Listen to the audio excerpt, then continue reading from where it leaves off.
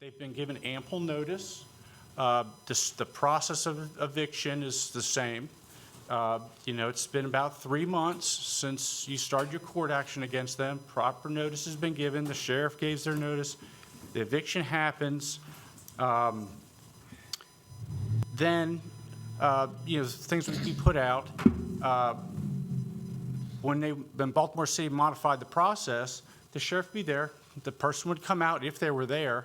We would change the locks, and then everyone would leave. We'd leave as the owner-operator, the agent.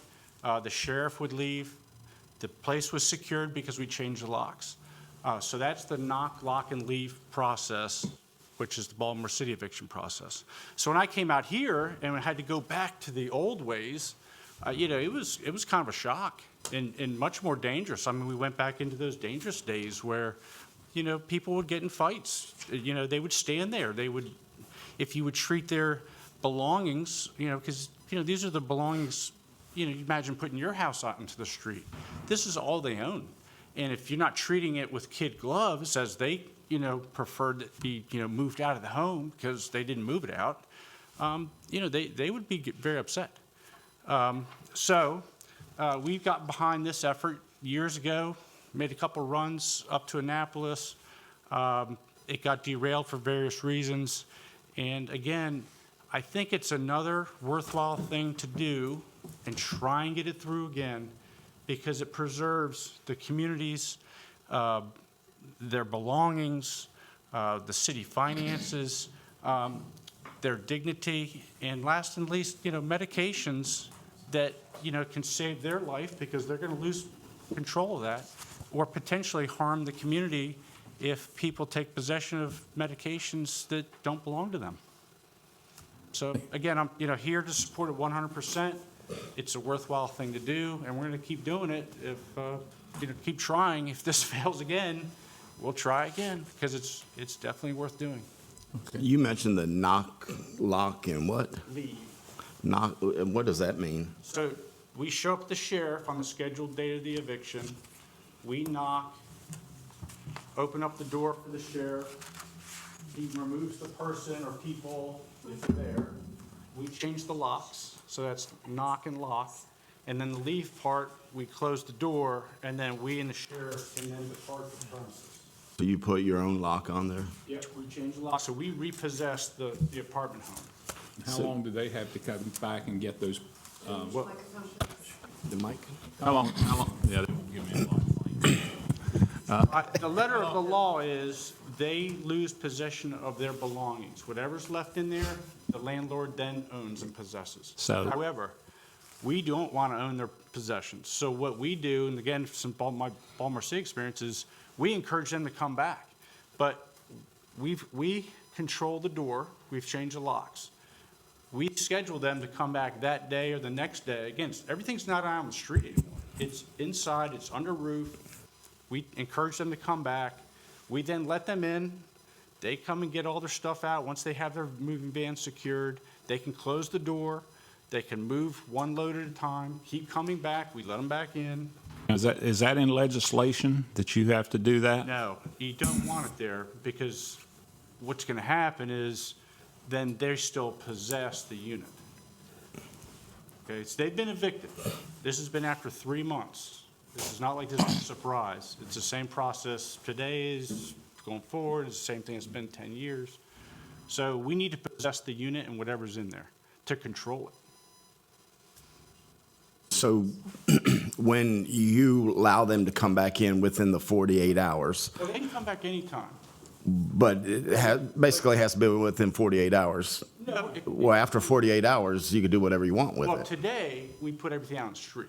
If we I get pass this that. legislation, it's right then and there, and then we let them back in to take out whatever they left behind. Yeah, so back to my question about letting them back in. How many times do you do that? I mean, that could get annoying after a while. Yeah, but it's not. It's not. They can grab their stuff. But you talked about crime and fighting. Does a deputy have to come back when you let them in? No. And another question about the deputy. Does anybody have to pay for their services? Is there a fee for the sheriff's department to go out there? No, it's county services, I mean, we pay taxes. Oh, you mean after the fact or before? Well, when they're being evicted and the deputy comes out there, is there some kind of fee for that? You have to pay the sheriff's department, there's a $40 fee to file an eviction. Okay, But I mean, that doesn't even cover their time now. that's not much, That's right? 15 minutes. So there's nothing in the legislation, this new legislation that says that they have a certain number of time, like you said. So in reality, you don't have to let them back in there. Nope. He has possession of the. Right. Once the court gives him possession, They own everything. but that takes, like Brett said earlier, that takes, you've been doing this for 3 months by the time you get to that point. So they've had months by this point to. Again, we, in Get the things private out. sector, we're for profit, right? And so we don't want to be moving other people's stuff out. We're not a moving company. We don't have people standing around wanting to move other people's belongings. If they want to come back, we want them to come back. We want them to come get those belongings, because we have to empty out the home to start turning it for the next person. We don't want to belabor the point. Come and get it, and then, enjoy life somewhere else. Well, I'm sorry. Chris, you had a comment? I just had a quick question here. Is this, just so I'm clear, backing up from the beginning, is this is something that the county wants? This is something that our state delegates want? This is something that your group wants? I'm not quite sure with the letters of support We want it, our landlords, operators, we want this because it costs a tremendous amount of time. It ruins people's dignity. It costs money. It potentially increases hazards into the community that then we still own and operate. And so you're pursuing the legislation and you're asking us for a letter of support in your legislation? because we have firsthand experience Okay. from the positive side after many years in Baltimore City. We've seen, it's not like this is a theory. It's been demonstrated in Baltimore City that this works. This is a very positive thing. Chris, you wanted to make a comment? Real quick to the letter, because this legislation would only pertain to Wicomico County. It's a local bill, so in order for a local bill to be successful, we have to have support from the local governing bodies. So that's why we're asking. are you trying to get support from other municipalities? So, Delmar, Fruitland, somebody, I mean, are you? now the county would, if the county supersedes all that, the evictions are done through the sheriff's department, so. Could other municipalities say they didn't want it? Could they opt out of it? It's a great question. That's up to y'all to decide. I know that what the city had asked for it, right? No, the city of Salisbury sent the letter voluntarily, but no, the cities aren't required to do it, as Delegate Anderson said. This is done by the sheriff's department It's the throughout the county. county. The county does all the evictions. So like if Sharptown did not want this in their municipality, did not want to have this, like. That Sharptown doesn't do the evictions. The county does it. What So what it's you're through saying, the it's sheriff's be a department. county bill, and then if Right. you're in the county, it's And it would gonna apply to take place. everyone. Yes, yeah. I mean, the last time we all discussed this very briefly when we were at the Civic Center, there were some members of the towns there. I don't remember who was there. And it was on PAC 14. Right. We've talked to some since then. I've talked to Sharptown. Right. They're okay with it, so. Sharptown's adamantly against it. I mean, I don't know if you are aware of that or not. They were not at the meeting, but they do not want it. And they I asked talked if to- they could be Well, excluded from. I it, so talked that's to why. Doug Gosnell yesterday, and he was in favor of it. I don't know. He called me this morning and told me he was not, so I mean. Well, that's up to y'all. But what I will say is that, being a former municipal official, in Delmar, when I was mayor, we would have gladly accepted this. That way it's not our public works having to go up and clean up everything left behind after an eviction. So to me, it makes physical sense. It makes prideful sense. It makes human sense. I mean, Makes Yeah. sense on a lot. I understand. I'm looking at this picture of the trash out in the yard. I understand why it's needed. I just have my problem is the knock and lock. And you're saying that you want the people to come back, but I also know there's probably a lot of animosity by the time you get to that eviction. Do you see what I'm saying? So the landlord and the tenant's not on good terms. They're not in good terms in that picture either. No, I understand that. But what I'm saying, so you've not been paid in 2 or 3 months. You've evicted somebody and somebody calls you up and says, oh, I need my stuff. And I understand. Maybe they only want to come get one thing. You want it all gone. I just have a problem with that knock and lock and then you're done. And I understand you've been there for 90 days. But I think there should be, after those people are physically evicted, they should have at least some time, whether it's a day or 2 days or 3 days or whatever, to say, okay, you're out of here, but you have 24, 48 hours to get your stuff. That's my only opposition. That would be a whole different bill, though, Joe. That could be part of this one. They could just give For them this bill. time to come back and get it. Yeah, we could put 30 days in there. We could No, that's too much. 15. Yeah, you don't want to see a Like house like 48 that. hours. Okay, so someone is evicted. I understand that someone is evicted, but you're assuming they're all just not paying their rent. And I understand what you're saying. No one wants to see trash. I've seen that out there, and it's not a good look. I've never seen blocks of trash put out, as in Baltimore City. I think Wicomico is a little bit different in that dynamic. And I just don't know if this is the answer. And unless we really have a legal analysis of this, I mean, I just got this last night at 4 o'clock, to be honest with you. So I haven't even really had time to talk to the municipalities that I cover. I'd like a little bit more time.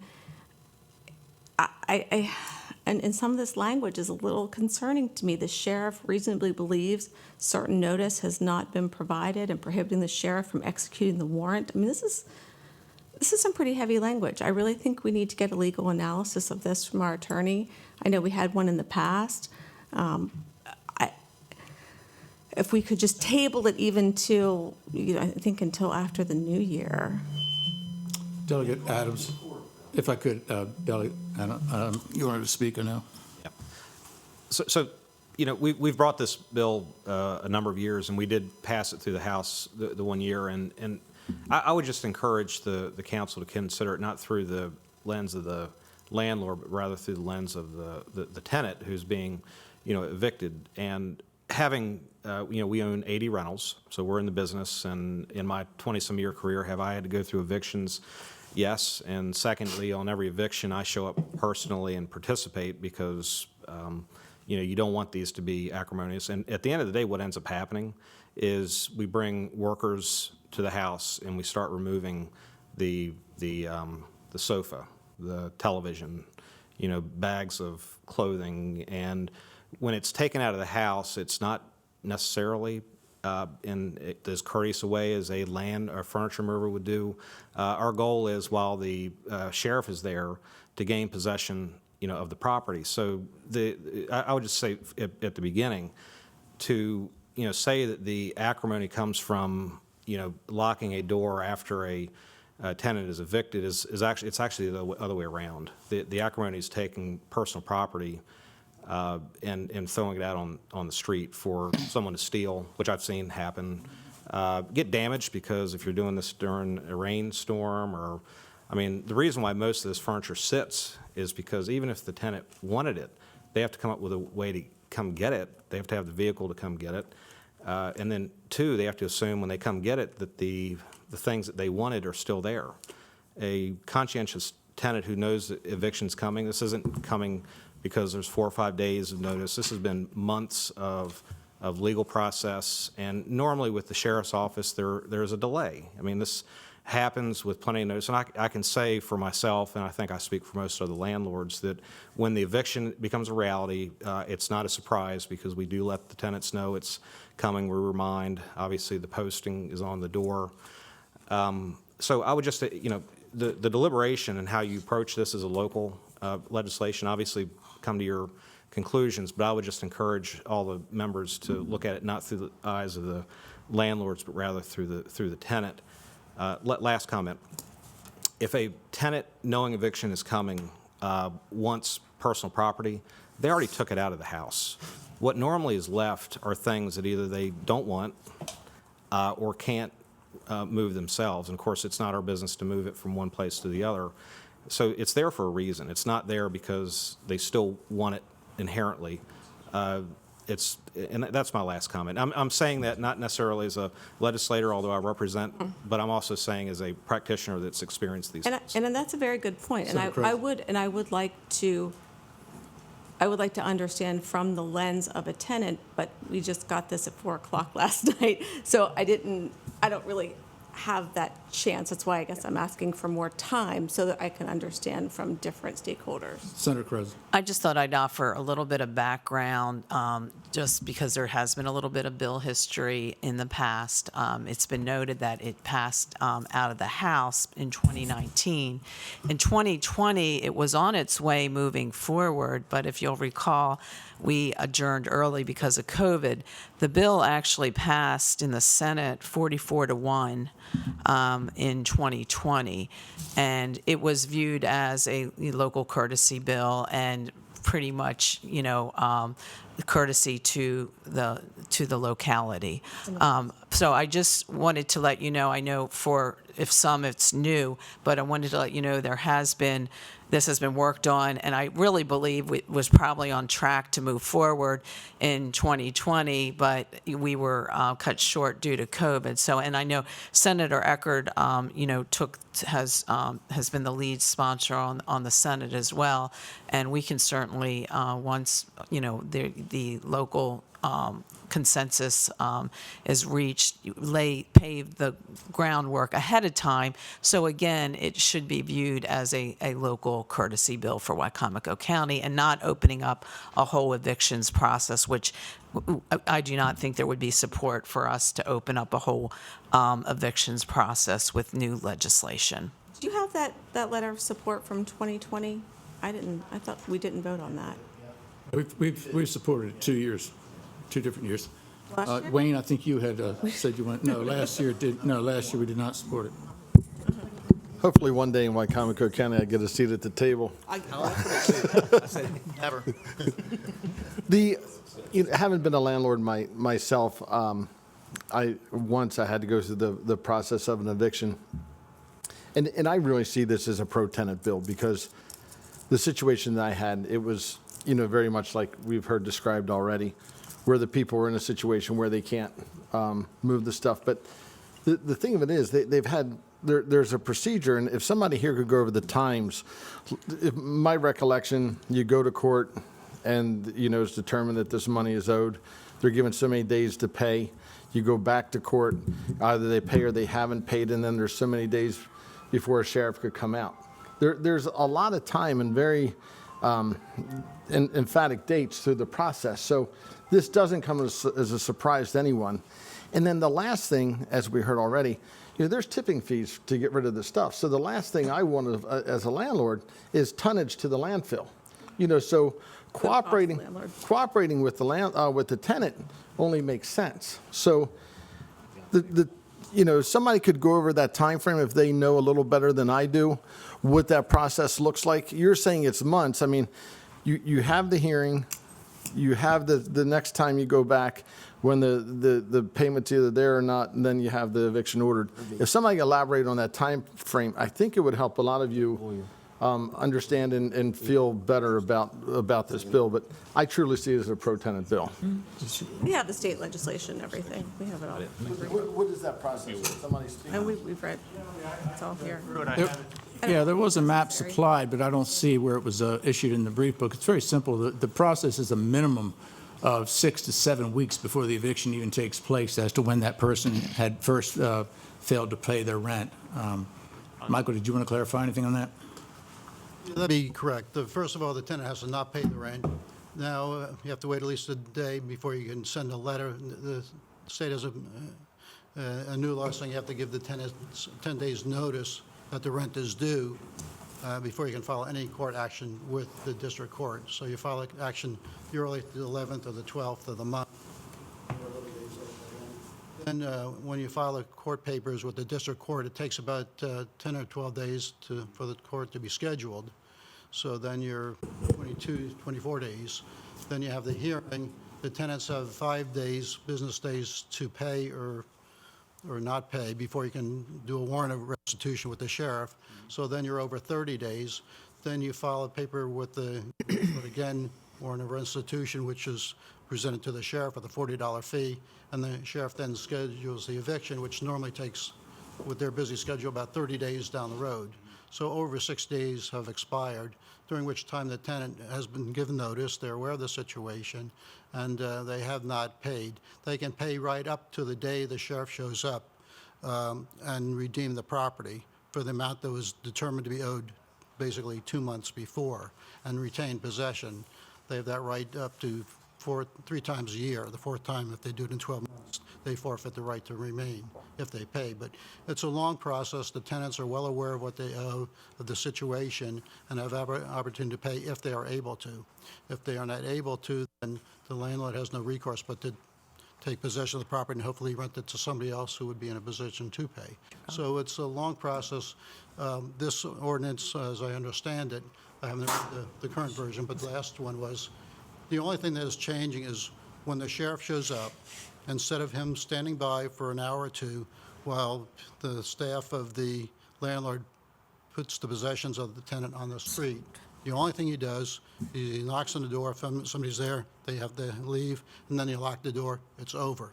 There is no recourse for the tenant to go back in, because then you don't have possession.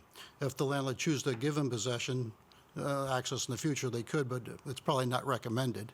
I would think that by that time, the tenant doesn't have to physically run out the door. He could grab whatever he feels he wants at the last minute if he felt there were some things in there that were meaningful to him, but he's already had at least 60 days' notice that this was liable to happen and had not made, or could not pay. So this only changes what happens at the last step. It doesn't change the timelines, it doesn't change the notice, it doesn't change anything other than the fact that rather than the stuff going on the street, it stays in the property and is there deemed abandoned, at which point the landlord would then, at his leisure, bring the stuff, clear it out, either bring it to the dump, to Goodwill, or dispose of it in any way that the landlord felt appropriate. It's a benefit, I think, for the landlord because he doesn't have the staff there. It's a benefit for the tenant because their stuff's not on the street and they've had plenty of notice anyway, and that they could still get the few personal items they wanted out at that time. And it's a benefit for the community because you don't have trash all over the street for at least 48 hours. So I think it's a win all the way around. And I do recall that a couple of years ago, when the sheriff of Wicomico County was asked about this, he was in favor of this ordinance because it freed up his time. It was quick, it was easy, it was clean, and it was over. And they could schedule a lot of evictions with a lot of manpower, because if you go to a property and maybe the sheriff has several evictions one day, they don't know how long it's going to last. I mean, if you got a 4-bedroom house that's full of stuff and nobody's done anything, even though the value of not have any value of the material items in the house, he still has to supervise all of it going out. It has to go out on the street, and he's got to stay there potentially until that's done, and that delays the ones down the road. Whereas this, it probably takes 10 minutes. He shows up, knocks on the door. If somebody's there, they ask to leave. If there's nobody there, they just change the locks, and it's history. It's a cleaner process. So, and as a landlord, one of the things I hate the most is doing an eviction. And it's rare that I do one because I work as best I can with the tenants for as long as I can. But when it's inevitable, then you have to have a process to get people out, because some people will just not leave under any circumstance other than by a sheriff being there. So I don't think I had any evictions for the last, turnouts, set-outs in like the last year and a half since COVID started. But I would just say I think this is a good ordinance. I think it's been through the mill before, and it's been almost made it to the finish line a couple of times, but I would hope the county would endorse it. Thank you. Thank you, Mr. White. Larry? Yeah, I been waiting to speak, and I kind of forgot what I was going to ask, but I think I still remember. But I do want to commend Mr. Weisner. I used to do a lot of property inspections for the city, and you had nice properties. The properties that are usually the nicest, and I remember going to some of your properties, and they were nice, so I commend you for that. Delegate Anderton, you were talking, I'm looking at the picture of all the trash out front, and you said something when you were on the town council or the mayor, you were glad that you wouldn't have to deal with it. What were you talking about? I would have been glad. You would have been glad? Yeah, because then we wouldn't have to send Public Works out afterwards to clean up whatever's left behind. Sure. Plus, I used to do evictions for G&I right out of high school. So I've seen how these go.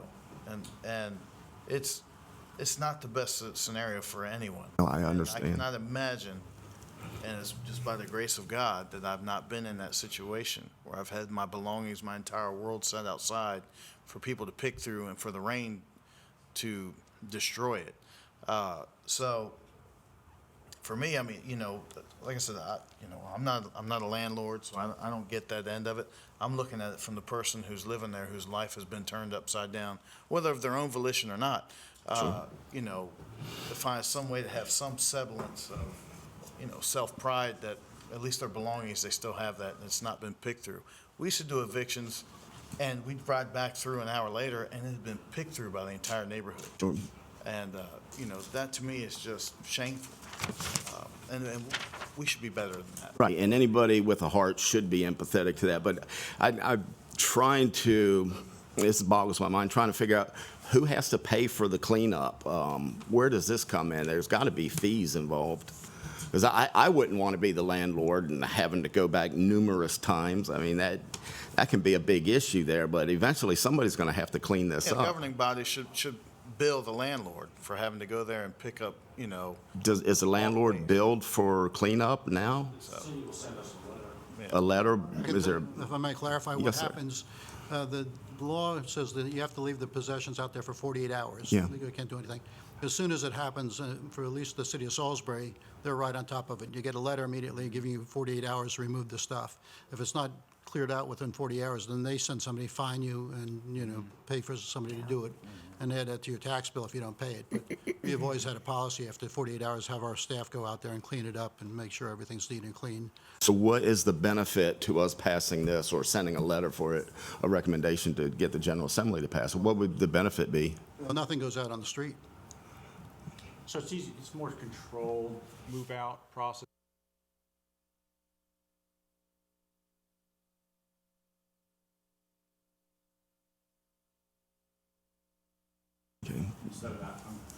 I think it also, Larry, it saves the tenant a lot of humiliation, having to stand there for 3 hours. It's a safety issue where you don't have people around with a deputy there for 3 hours. Some people can get very aggravated by it. And I think Mr. Hopkins made a very good point before, and I think it's in the letter, probably in your brief book. A lot of times when evictions occur, there are a lot of, often, almost every time, there are a lot of drugs in the house from whatever medication they're on. And the only thing that the landlord can do is put those drugs in a bag and put it out in the front yard. Another issue that we were concerned about. Joe, you had a question? Yeah, so would there be any problem if, first I want to read this draft. This draft baffles me. For the purpose of authorizing a landlord in Wicomico County to repossess property for failure to pay rent in a certain manner under certain circumstances, requiring the landlord to provide a certain notice to a certain tenant in a certain manner, establishing a certain rebuttal presumption, requiring the sheriff to notify district court if the sheriff reasonably believes certain notice has not been provided, and prohibiting the sheriff from executing the warrant of resolution under certain circumstances, requiring the district court to vacate a certain warrant of execution under certain circumstances, establishing the chattels and personal property, remaining at the time a certain warrant of restitution, is executed under, I'm getting mixed up now, That's just, if I might interrupt, that's just the legislative language that's used in the purpose paragraph for the bill. What's it all mean? You have to read the bill. What's certain? I mean- What does certain mean? It's already, it's that already State in law is different. That The is- state law tells you. It's because in the bill, it explains it in the bill. But that's boilerplate language that comes when you request a bill. Okay, well, let me ask this question. So, I mean, if I might cut to the chase a little bit. Can I finish my? Sure, I'm Okay, sorry. I'm sorry. So you put it on the street for 48 hours. Is there any opposition to giving 48 hours after the lock for like 2 days for the landlord to come back and The tenant come back. the tenant to come back at the landlord's convenience? I'd be opposed to that. I think that once the tenants had up to 60 days to make a decision what they're going to do, they don't need more time, because it's inevitable. The more time you give them, in some cases, not all, but the cases that are the problem, they'll drag it out as long as they can, and at this point, you just need to have it finalized. And if you're going to have the sheriff come back a second time to supervise, because I wouldn't want to be there a second time with a tenant who's possibly irate, then you're just dragging it out, and it's just complicating the issue. When the stuff goes on the street, it's over. If you lock the door, it's over. It should be over either way at that time the sheriff is there, and not have further recourse down the road. The judiciary and the state legislature have already determined that. They're the ones that passed the laws and enacted the laws to say this is how the process will work. Putting the properties out in the front yard was never in order to be gracious and allow the tenants more time to take their property. It was a measure that was implemented to make it a finite decision so that it was done and over with. So that hasn't changed. That's what's been established by state legislature and the judiciary, that there has to be a finite time, whereas it ends. And in order to establish that, they said everything has to be out of that house right now. It's not just as a benefit to the tenant, it's to end the process. And that's already decided. Yeah, I mean, this bill isn't to decide how to end it. That already exists. This bill is simply to do, as we sit here today, it just simply goes on the street. This bill, it stays in the premise, and, you do the knock and lock, and then, right, but it's finite. Once they get the eviction notice and so forth, that's finite. Senator Eckert, you had a comment? Yes, I just brought with me the bill that passed before, and I think there have been statewide changes on timeline and notification. Is that correct? Yes. The state added 10 more days to the process and additional notice last year. The bill that you sent me last night was not the bill that passed in the Senate committee before. So that's some of the confusion. Okay. And so what I did was get the bill that passed before, because my suggestion was going to be to take the bill that passed before, make sure MML, MACO, the Public Justice Center, the Maryland Judiciary, and the Maryland Legal Aid Bureau were all on board with it and move forward with it. And I think that's fine. The purpose of today is just simply that the council, is, I guess, a request from SAPOA that the council say that, yes, we're on board with this, so that every one of you can continue with your process in making sure that what goes through the state effectively and successfully achieves what this body would like to see done. Right, and then we will also need to make sure that those people who opposed it in the past, to find out where they are before we get there, would be helpful. And that was pretty simple the last time, Senator Eckert. That was the Public Justice Center, which is a relatively liberal group that wanted to extend deadlines. They wanted to add more time to the whole process with more mailings. They actually, I think, achieved that in this last session when they added 10 more days to the whole process. So that was the only hiccup the last time. And I've talked to Pro Tem Sri Sample Hughes, and she recognizes that, and so she plans and suggests that we work with that group again so that there are no more hiccups along that line. How about the Maryland Judiciary? Are they on board? Well, part of what Delegate Hughes suggested with those conversations have to happen again as soon as possible to move this forward this And year. then the Maryland Legal Aid Bureau? Certainly. Yes. Certainly. Okay. I would have to say at this time, is there anyone online, Johnny or Trapp, that would like to make any comments? Thank you for the opportunity. Now, I'm listening and absorbing, and I don't have any questions at this time. Thank you. Thank you. None for me either. Thank you. Okay. Trapp Gervais, by the way, is Sheree Sample Hughes' representative. Okay. Any more comments? And I Yes. appreciate all of you coming in, Mr. Weisner and Mr. Hopkins and all of our delegates making the time to come in here. And I for sake of public transparency, I really think the public needs to be allowed to first see this before we send a letter of support. Again, this was not in our brief book. This was not online. the citizens of Wicomico County have not looked over this, and I think that we need a little bit more time. This would be the, just for clarification, would this be the fourth time we've reintroduced this bill? I Yes. think- We've done the same thing. Yeah, It's so been an we, annual process. yeah, okay. Because we skipped a year, we skipped 21. Right.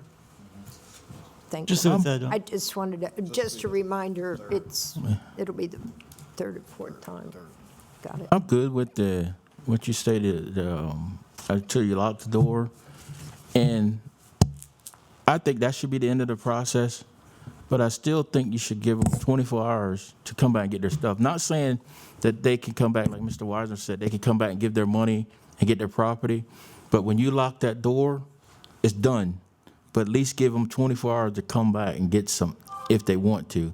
But I'm not saying that it's going to prolong the process. They come back with those 24 hours with the money. No, when you lock that door that day, it's over with. But you just give them at least 24 hours to come back and get their stuff. And if they don't come in 24 hours, then you take and do what you got to do with it. But I'm fine with, you coming in, lock the door, the stuff stay in, that's fine, and it's over with then. But I just feel like if you can give them just a time to come in and get their stuff, I'm good with that. What concerns did other legislators have why this didn't pass before? Apparently there was just what Ernie said. Well, it's simple. You got to compromise sometime if you want it to pass. House side anyway. Yeah, and No, the Public Justice Center wanted to add 14 more days to the, We passed it, Senate worked on all of our differences and got it on. Which is pretty remarkable to get through judicial. That's fine, but if you want to get it through, I think if that's what the holdup is that the delegates are saying that they need, like I just said, the 24 hours, what's so harm in giving them that? I mean, the process is done when you lock that door. They're not going to get their property, go back in just to go in and get their stuff. no, the issue, if I remember correctly, the issue from the Public Justice Center was they wanted to add more days of notice. There wasn't an issue about locking the doors and leaving No, the. that was them, but some of the other delegates from across the bridge had, the line of questioning was about Property. a buffer time. Remember, one suggested 4 hours, they suggested 6 hours, they suggested 12 hours. Isn't it typical with local bills? Don't they pretty much get passed? I mean, do you have much opposition when you're doing local? Depends, I mean, It seems like most of the, But this passed unanimously, didn't it? If In the it's House. a 44 to 1. we If both it's- have passed it before, so. If it could be it's a passed. precedent that has not been established elsewhere, then there are statewide implications because, one time one community does it or a county does it, then others may want to do that. So that's where you may get the resistance. Excuse me. I guess It must have passed in Baltimore. thinking about this, Maryland's a pretty big state, and I suppose Baltimore City is, are you talking Baltimore City or Baltimore County? City. It has a lot of rentals, but why isn't this prevalent in other counties in the state of Maryland? I mean, Wayne, you're in Worcester. Has there ever been a request to have this done down there? So, I mean, if this, and no offense to the city of Baltimore, but I don't know that we need to model anything after the city of Baltimore. This is all the problems they have. But that's It's probably the one thing. okay. I may agree with you. I'm okay with all of it too, except for that last part. And you may not just be affecting the person that rented this house or this apartment. You're affecting somebody that may be living there, some elderly relative or some aunt or some uncle or some child that may have not known about the eviction. Maybe their roommates were hiding it from them and they didn't know that this was coming. Maybe they've been to court. Maybe they've been evicted. Maybe the person that's paying half the rent that lives there, they show up to go in and the doors are locked. So there's all kinds of different factors that can come into that. I understand that, and I'm trying to look at it. You all want me to look at it from the tenant's point of view. That's kind of where I'm looking at it from, because I've been on both sides of it. I've been a tenant and I've been a landlord, and Yeah. So, anyway. Delegate Adams. Yeah, I mean, so as a landlord, I think we've heard it all, and the reason why the sheriff shows up is that we're enforcing an obligation. It's not because we're debating whether or not the eviction needs to move forward. Furthermore, if you were to pass a bill that created after you lock the door and keep the property in the house and grant a 24, 48-hour exemption, first off, why is the sheriff there to begin with? Because there's possibility of conflict, so there's a safety aspect to it. And, if we reopen the door at a future date, like tomorrow, like today's eviction and tomorrow, what stops that person knowing the law from locking the door and staying in the house and saying to the landlord, "I'm sorry, I'm not leaving"? So the only reason why What law would make him give the only him the reason why the oppor- sheriff's there is to enforce the court order, and we're not debating, Councilman Holloway, the process. What we're debating is, what do you want to do with the property that is left behind? Do you want it left on the street, or do you want it handled in a more humane fashion? And I think that's the sum of the bill. What law gives him the right? You said that he could go in that house and lock himself in and say he's not leaving. I'm saying the reason why a sheriff attends these is not merely to enforce the court order. It's to, if something goes wrong, the sheriff's there to protect the parties involved in the eviction. I mean, this is not a happy-go-lucky process. That's the reason why they're there. If you say after the eviction date that a tenant can come back later and pick up anything or nothing, what would be the reason for their coming back? And you put that in legislation, and there's no sheriff to come back and join that process, I'm suggesting to you that you're creating the conflict for which a sheriff shows up to begin with. Josh. Well, first of all, I left Talbot County on Sunday and saw a similar situation, leaving St. Michael's, and there's a home with everything everywhere. It's a sad situation. Obviously, we need as many people to be homeowners as possible, but that's not neither here nor there. This is a tricky situation and tricky business and a tough area. But I think out of the conversation that we've had over the last couple of years, I think with this is the best possible solution that we could see, is to see something like this. The only question in my mind was as far as disclosure, if there's anything ahead of time that needed to be done, any change in law when it comes to disclosure, that as far as the property will then be in the hands of the landowner as opposed to the tenant, if there's anything on that side. But otherwise, I think it's all good. It saves the county money. You don't have to have a sheriff out there for as long. I think you've put in as many protections as possible to be able to support the tenant. So I'm fully on board. I'd love to see us advance it. We've talked about it for years. It'd be good to see it go forward. And I'd love to see Wicomico be a leader, just like Baltimore City is in this sense. Yes. Quick, I just wanted to follow up. Councilwoman Ackley, you asked about the letters. There was a letter dated January 8th, 2020, and then February 8th, 2019 from the council. The two letters of request for the two previous times this bill was submitted.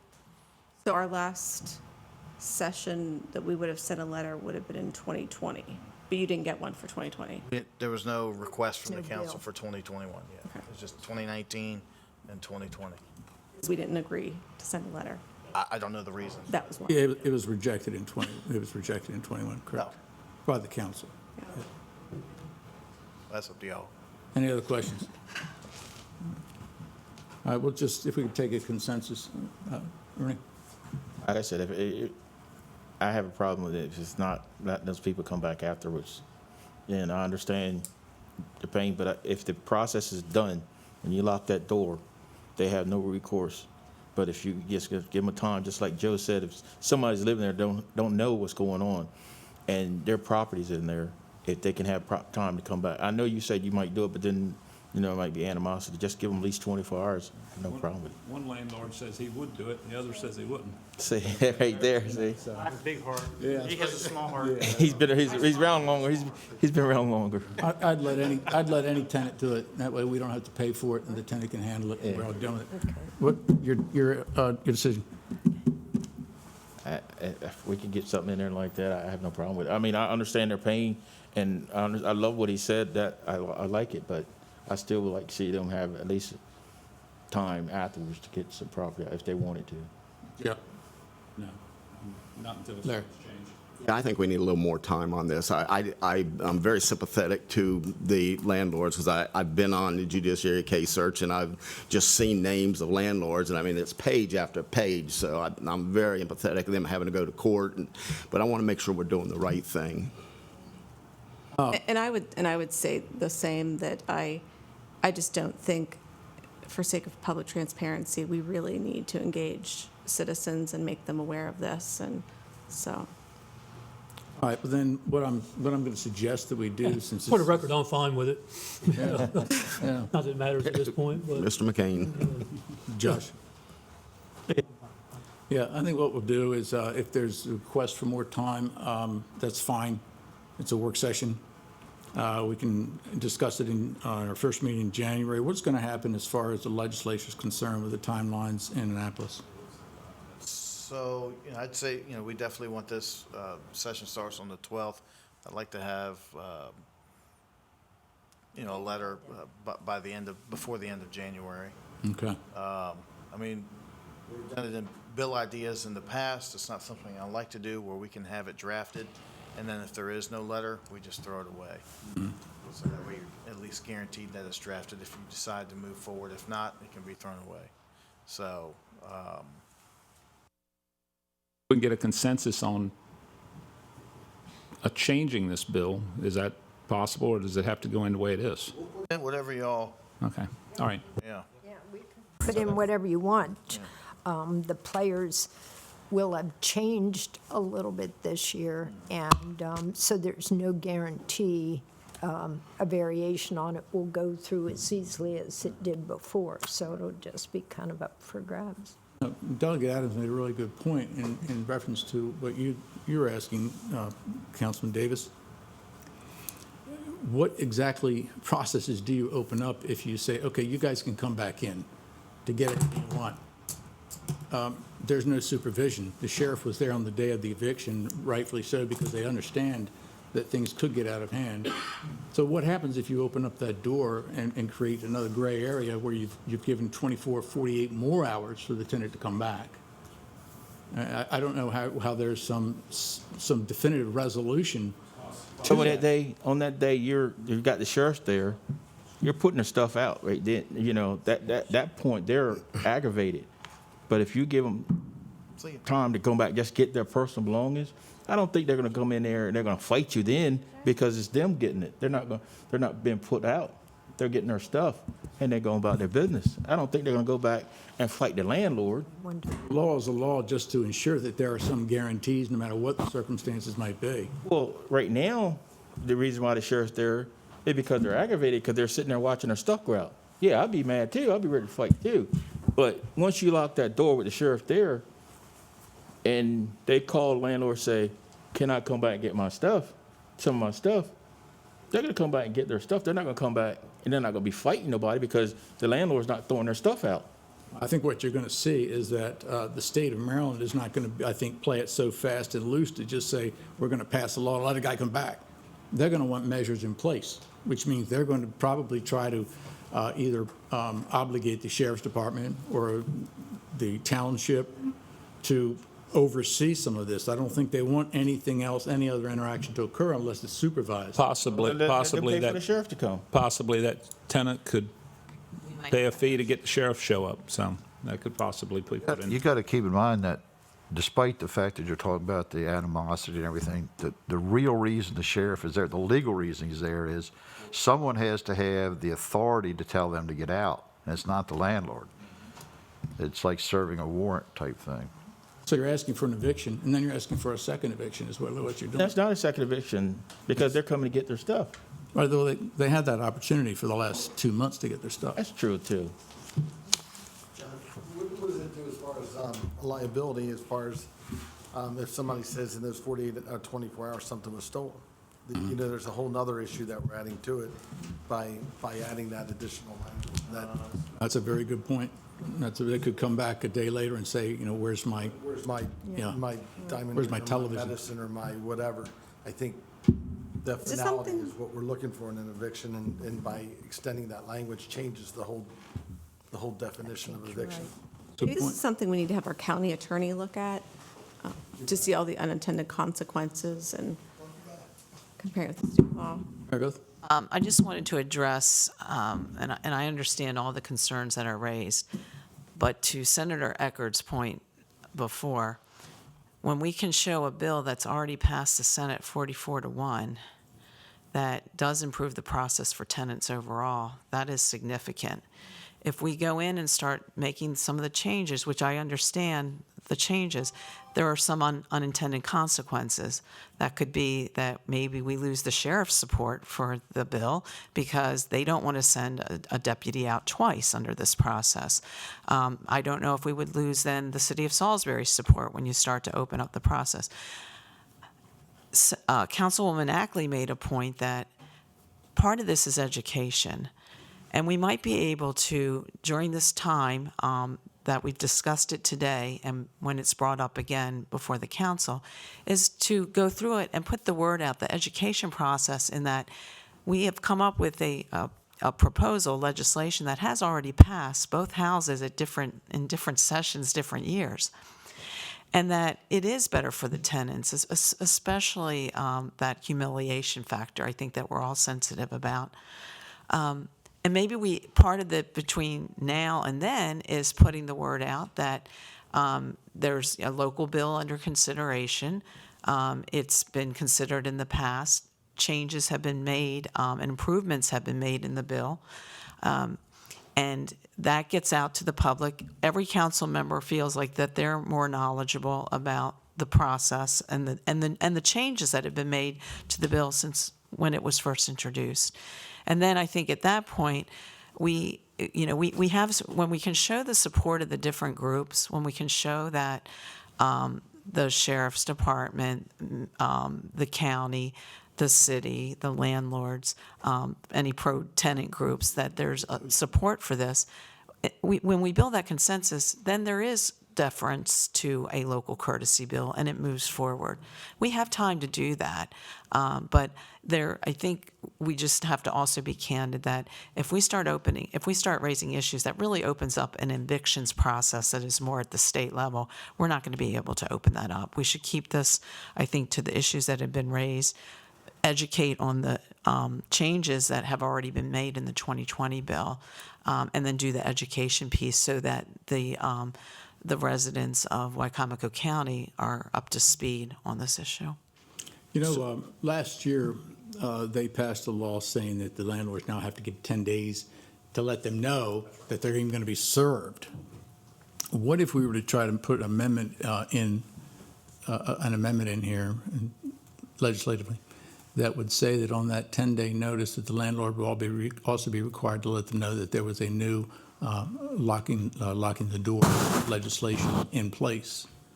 In other words, say part of this legislation we passed would require that in the 10-day notice landlord gives, they must notify the tenant that the process has changed and it would now be locking the door as opposed to throwing it in the front yard. Would that be amicable, and you think that would be feasible to work with the legislature, the General Assembly? So that would open up that other timeline, because the timeline is not in the bill that you submitted to us. We would add this to it. I'm suggesting that we add that to it, so that the 10-day notice is in a completely different piece of legislation that went through last year. Right.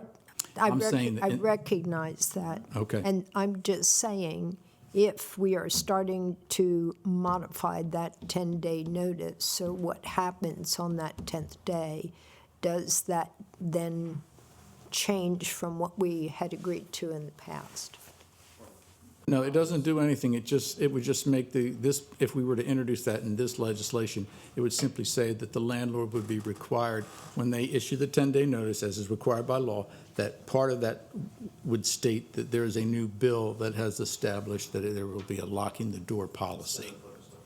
In Wicomico County. But just for Wicomico, for this Wicomico. piece of legislation, not opening up the whole state. No, this Okay. is just for simply a this little piece of caveat that says, oh, by the way, the landlord, when he issues the 10 days, has to also remind them that that bill has been passed. Mr. President, could I add something? Yes. You could put in the local legislation a requirement of that 10 days prior, they get the notice of how the procedure works. The landlords are then going to put it in that other notice. You know, you're already sending out a 10-day notice. So instead of requiring that the local notice be in that 10-day, you just say 10 days before you have to give notice. But then you're going to just add it to that first notice. That's what I'm saying. But not require, in other words, not mess with the existing state legislation that says 10 days. You just say, here you have to give 10 days. Everybody in Suppose is going to say, well, we all just put that in the 10-day notice. But you wouldn't be required to do that, so it wouldn't really affect the state legislation that exists now, that's statewide. I'm really trying to just see how, you guys are the ones that are going to have to be putting all this together if it gets through here. And I'm just wondering whether or not that is an option. But do you follow what I'm saying? Simple is better. Simple is better. I'll just say that. If it's something that can be handled under local Then let's do it that way. regulation or law, that's one issue. I guess we would have to clarify whether or not it needs to be I don't see why it addressed statewide. I mean, within the state. I'm just maybe keep it not simple. make myself clear. What I'm saying is, you now have the state requires statewide, you send out a notice saying 10 days, we're going to get you served. If you put in just the one that affects Wicomico County and says 10 days before they're actually evicted, they have to get this notice of how the procedure will work, at least 10 days. Then the easiest thing for the landlord to do is when he sends out that original state-required 10-day notice, he just sticks another paragraph on there, and That's what I'm asking. Just for the local bill. That's but not require that it be on that first notice. That's a state requirement. Well, this is a state bill. Yeah, but it affects everybody. No, for This one Wicomico doesn't. County. No, This one doesn't affect everybody. The 10-day notice that exists now affects everybody. Yes. Yes, So you would because- just take the option on your own to make that same envelope have both notices. The bill notes that this is for Wicomico County. All right. So we could add that caveat to it. Right, yeah. Okay. It is important to note that when we pass the bill, Get Mike for the audio. I mean, it's important to note that when we passed the bill a few years ago, it was before the state added that 10-day requirement. What we're saying is that if we're going to pass the bill as we passed a few years ago, what you're doing is you're taking 10 days and then adding another 10 days. That's the untenable part from our perspective. So what the negotiation that seems to be happening here is how do we give additional notification to tenant without necessarily going way off the deep end, since we already created this new requirement last year, so. Yeah, this is just saying that this informational piece would need to be included in that 10-day notice. Right. Yeah. So to follow up with Councilman Ackley, Councilwoman Ackley, and Senator Mary Beth Carrozza, what do we do to educate the public, the tenants? Because that seems to be an issue for some. I would be happy to host town halls. I could do some virtual events too, if others would want to be present to educate them. Maybe a recommendation, everybody that has concerns or talking points, submit them to Ms. Hurley, and then by the first or second meeting, we can be done with this. Is there anything called a tenant's bill of rights that's passed out, like when people rent? The city of Salisbury has a tenant's bill of rights. It doesn't address this issue. It gives a notice if there's a problem with the landlord that they can contact the state attorney general's office or local legal aid bureau for advice. It's a notification. There's other resources that they can use if they have a question or dispute with their landlord. Mr. Weisner, is that county-wide, or is that No, it's just? just city City. of Salisbury. That's something to think about for the entire county, just to educate citizens. But as a side note, we could probably do it. Yeah. Do our own version. John.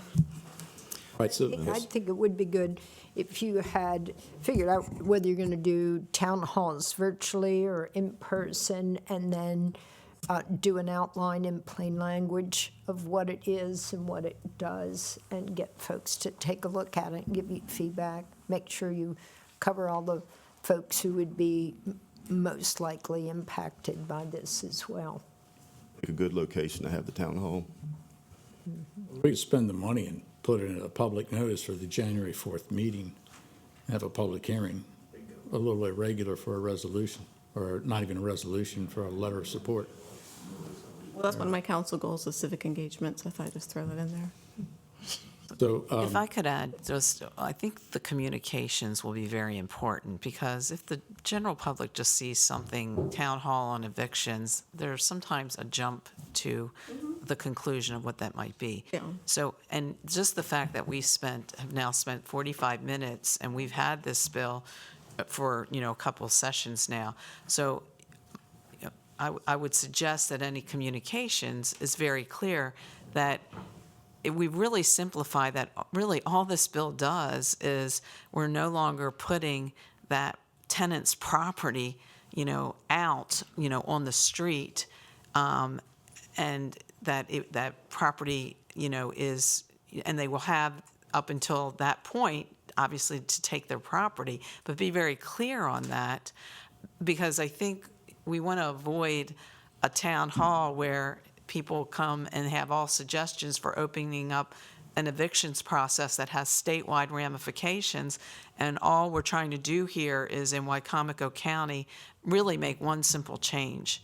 So I would just encourage you that in any communications, it's very simplified and keep it very local, because I don't want to give my constituents mislead them to think we're opening up the entire evictions law in the state of Maryland, when that is not the purpose of this legislation. Real quick. All right, so we meet again, you meet, January 4th, is that right? Is that the next meeting? That's the next meeting. All right, I'll see y'all then, okay? So, you got time to work out what you want to do, and we leave to go on the 11th. Session starts on the 12th. You meet again right after that. So you have 2 meetings in January to decide if you want to send a letter to move forward or not. That's about all I think we can do at this point. So you have a letter of support from the sheriff, from the mayor, from the county executive. I mean, do you all really need one? I personally have yet to see any letters. No, we don't. Oh. Those- We usually don't get those letters Yeah. until We don't there's get those a till bill January that's anyway. been introduced. I mean, Right. once the request comes in from whoever is initiating that, they're going to say, we support this initiative. But until we get the bill back to you after it's been drafted to make sure it is what you had requested, then the letters of support are solicited to make sure that we have them on record when we go to the hearing. Or could you send them the copy of the county executive's endorsement? That's wonderful. But again, the letter from the council, we've got 2 meetings in January. So I'll be at the one on the 4th. I will not be at the one after that. We'll be in Annapolis. So if you need anything, you can call me on this. Figure out what y'all want to do, and let's go make it happen. Okay? Thank you all for taking the Good, time. thank you. Appreciate it. Thank you. Thank you, Johnny and Trapp. Thank you very much for being here. Thanks for accommodating me. Thank you. I appreciate it very much. And I want to wish everybody a Merry Christmas. It's great to see you. Be well. Same to you. Thank you. So would we be talking about having a public hearing on January 4th, publishing some portion of this bill in the newspaper so that the public is made aware of it? I think putting it in the brief book. I definitely think a public hearing notice should be posted in the local newspaper as well as in on the county's website. And then in any town hall meetings, I mean, that's fine as well. Town hall meetings are going to be tough because, just as Mary Beth said, you're going to get in a town hall You meeting. and I would need to discuss that. It's going to go on for 2 hours. Reality is reality. It sounds good, but reality is, if you get 5 people there, I mean, I get a ton of people at my town hall meetings. I tell you what, you get down there in Wicomico, you get a house full. how many people in Tenant will be showing up for the tenant? Well, that's what I'm saying. This is a We'd very have to big- have, This is a huge issue to the city of Salisbury. yeah, it's not Take really care. a county issue. But we're trying to resolve the issue of public. I can work with you in creating a summary of what can be in the public hearing notice. Okay, And then we can schedule a public hearing for January the 4th. okay. I thought the brief book and everything was sent to the delegation. The brief book was not sent to the delegation. The draft bill was sent to the delegation, so they did have a copy of that, Okay. but not the brief book. Did you get it, or they get it before today? Yes. And it's also, nothing's changed in the last 3 years, so there really wasn't a whole lot different from what they're familiar with to begin with. How many evictions do they do in a week's time, John? Not that many. I mean, who, they? I mean, in the county, how They're many? not, I don't know. Sheriff Lewis would know that. They're not a lot. There really aren't. Because in Baltimore City, he's talking about like, I don't understand it. Doesn't hurt. Just, you're simplifying the process. That's all you're doing. Obviously, it wouldn't hurt that many people then, would it? Request. You need to move to closed session. Entertain a motion to adjourn so we can go into closed session. Second. Second. All those in favor? Aye. Aye. All right, we just need to give Pat 14 a minute to.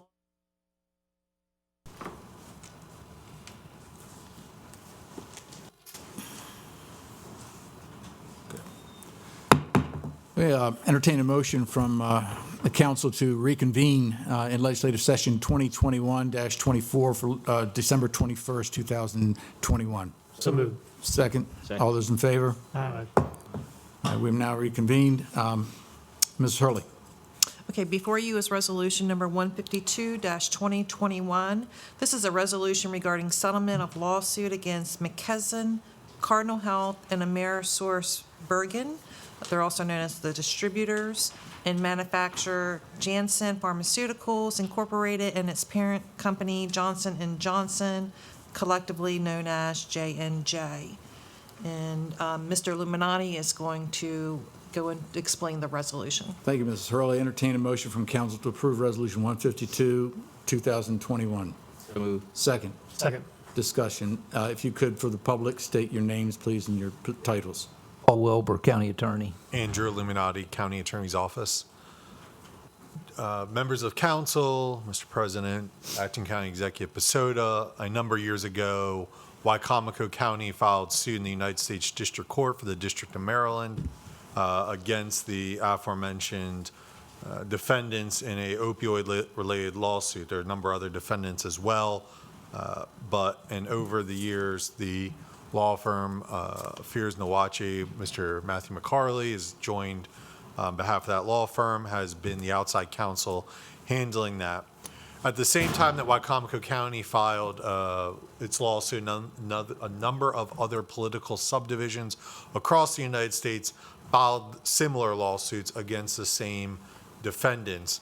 As a result of that, what's called multi-district legislation or litigation, all the lawsuits were consolidated pre-discovery into one jurisdiction, and then at that time, settlement negotiations began.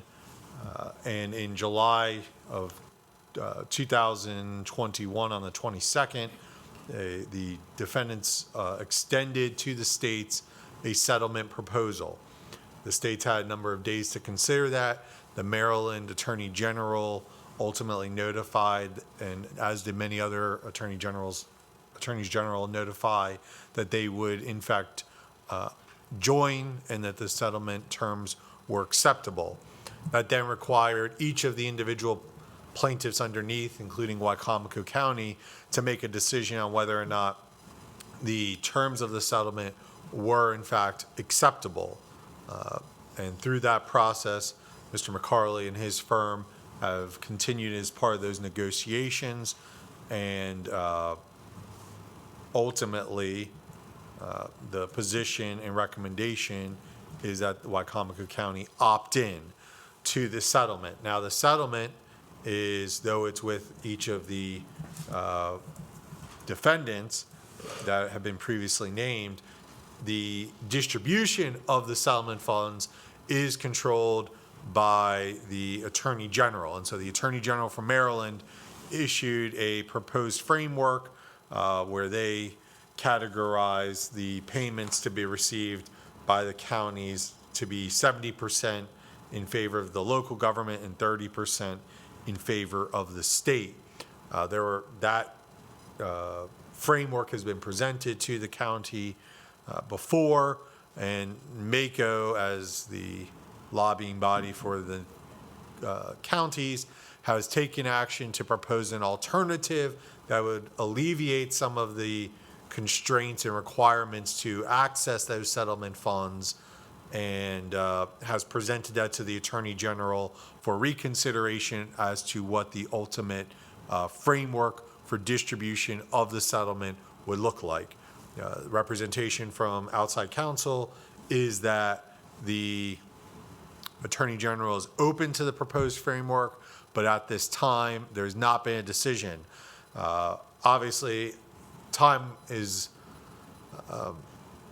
waiting to hear from the Attorney General would be the best course of action. However, with a January 2nd, and that January 2nd opt-in settlement decision is throughout all the parties participating in the MDL, and this is the last county council meeting of the year, a decision has to be made. And so at this point in time, outside counsel is recommending that the county opt in, but opt in and recommend that the Attorney General adopt the MACO framework. But even if the Attorney General doesn't adopt the MACO framework, that Wicomico County still remain in for the settlement purposes, because we do have an understanding of what Wicomico County will likely receive under the Attorney General's framework.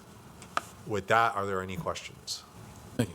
And or for Mr. McCarley to clarify any of my statements or to expound on them? Mr. McCarley? No, I don't need to. I think those were stated correctly. Okay, thank you. Any questions from council? All right, seeing none. All those in favor of resolution number 152-2021, say aye. Aye. Opposed? President Cannon, Excuse me? before you finish that, Yes. I just, for the public's benefit, I just want to state that the resolution has been updated to reflect that the council would be opting in for that settlement. It has been distributed to the council members, so it looks a little bit different than what was in the briefing book. And we also added a signature line for our acting county executive to sign the resolution. Thank you, Ms. Hurley. Again, thanks for the clarification. Those in favor of resolution number 152, 2021, say aye. Aye. Opposed? Motion's carried. Resolution passes unanimously. Thank you very much, gentlemen. Thank you, Matt. Thank you, Mr. President. Thank you, council members. Thank you, Thank you, Matt. Thank you. Entertain a motion to adjourn? Mr. President. What else? Where are we? This is an unrelated matter to that resolution. Yesterday, I did send out a NACO invoice to everyone to look at. We received this invoice from the county executive's office asking if council is interested in renewing our subscription with NACO. The amount of the invoice is $1,975. I'm looking for guidance from council as to whether or not you want to renew that membership. This is NACO, the National NACO. That is Association, not Maryland. Yes. Council? Ms. Ackley and I serve on committees, so I think we should renew. I think it's very beneficial to the state as well as the county, and they are in our backyard, so being in D.C. I serve on the Education Health Services Committee for NACO, the steering committee, and we look at federal policy. One that was relevant most recently to Wicomico County was the EBT cards that we were able to issue to students within Wicomico County. Maryland is now adopting that as part of their state legislation, so I was really able to advocate. I found it very beneficial. I also serve on some of the human service committees within the county, so I think it ties nicely with that committee for NACO. Any other comments? We need a consensus. All those in favor? Aye. Aye. Opposed? Okay, there you have it. Thank you. Entertain a motion to adjourn. So moved. Second. You do that already? Merry Christmas. Thank you all. Make it.